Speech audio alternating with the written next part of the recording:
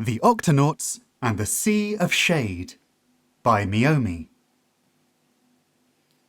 It was a quiet afternoon under the deep green sea when... Alert! Alert! Alert! Alert! Captain Barnacles was writing in his log. Professor Inkling was enjoying afternoon tea. Dr. Shellington was polishing his clam collection. Peso Penguin was practicing the piano. Tunip the Vegimal was baking a cake. Quasi Kitten was chewing some wool. Dashy Dog was playing basketball. Tweak Bunny was... Where was Tweak? The Octonauts rushed down to the Octopod headquarters and found Tweak in a panic. Something awful has happened. I was napping under my favorite tree when the cool shade disappeared. The crew looked around. Outside, inside, upside and downside. Shadows everywhere were indeed missing. Something must be wrong in the Sea of Shade, Professor Inkling exclaimed as he carefully selected a large book from the shelf. According to the Mysterious Places Guide, this hidden realm is ruled by a great Shade King who governs the shadows of the world. Octonauts, you must talk to the king and discover what is causing this disturbance. But how will we find him? Quasi Kitten meowed gruffly. A very interesting question, Professor Inkling muttered. Using cartographic bathymetry to calculate the compassorific coordinates contained on this superannuated substrate should yield the location. The befuddled Octonauts stared at Professor Inkling. Follow this old map. Prepare to launch! Dashy called over the speakers. The Octonauts packed their supplies for the long journey ahead. Tunip made the crew a fresh batch of barnacle biscuits to eat along the way. They cautiously dived down the ocean's darkest rift, waving to friendly fronds and slipping past sleeping sharks until they reached the entrance to the oldie-fangled caves.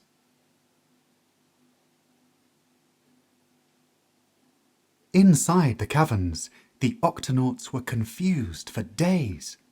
Which side was up and which side was down? Eventually, a friendly stalactite pointed the way out.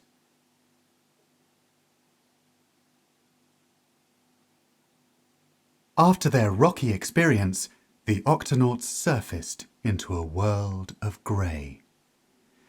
Is this the Sea of Shade? Peso asked in dismay.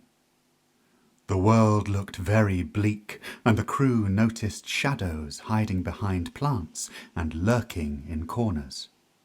They seemed sad and afraid. This place needs some cheering up, Barnacles declared as he pulled out his accordion and began playing a happy shanty. In the warm glow of the ship's beams, flowers blossomed and the leaves turned wonderful colours. Curious shadows slowly came out to watch.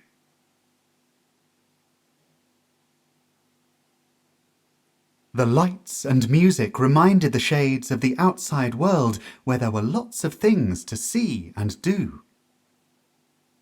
They happily followed the Octonauts as they travelled deeper into the sea. Finally, the Octonauts came upon a vast thicket of black, thorny branches that twined and tangled in all directions. The Shade King lives on the other side of these bramblywoods, but there's no way our ship can pass through, and the monsters up top don't look friendly, Tweak glumly concluded. Wanting to help, the shadows pooled their shady thoughts. They could merge together and form a ship to carry the Octonauts. Only shadows could pass through a shadow forest, Barnacles remarked in appreciation. The Octonauts quickly boarded, and to everyone's relief, they slipped into the thicket with ease.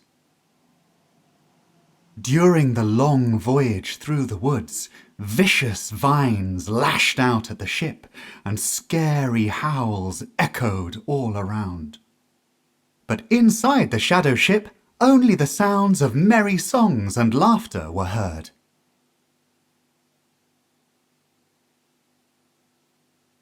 When the crew reached the end of Bramblywoods, they could see the sinister Shade Castle looming in the distance, with a large palace guard waiting at the gate. The Shade King greatly disliked being disturbed by strangers and scowled as the Octonauts were escorted into the Great Hall. Captain Barnacles removed his hat and gave a deep bow. "Your Majesty, we miss our shadows very much. Why did they leave?"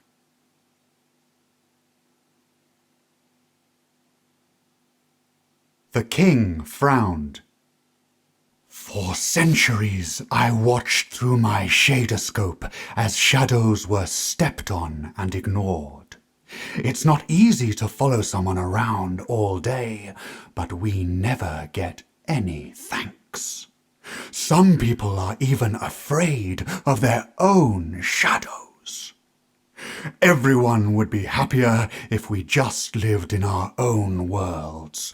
That is why I called all my subjects home to the Sea of Shade."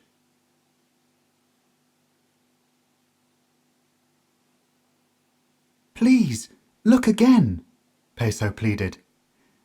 "Everyone is so sad without any shade. We've learned how important shadows are. Please let them come back, Your Highness." The Shade King grudgingly peered into his shadoscope and was surprised by what he saw. He turned back to his court only to see glum faces looking up at him. The Shades missed their friends on the outside too. "Very well. You may all return," the king decided. "If the Octonauts agree to be our Shade ambassadors and help remind everyone to appreciate their shadows." "Thank you, Your Majesty." Barnacles accepted their new position with pride. "We'll do our best." "Go, my shady subjects," the king proclaimed. "Return to your friends." That night, everyone enjoyed a big party to celebrate the first ever Shadow Appreciation Day. The end. Thank you for watching! If you like more of our videos, please don't forget to hit the subscribe button and the bell. Please also like and share.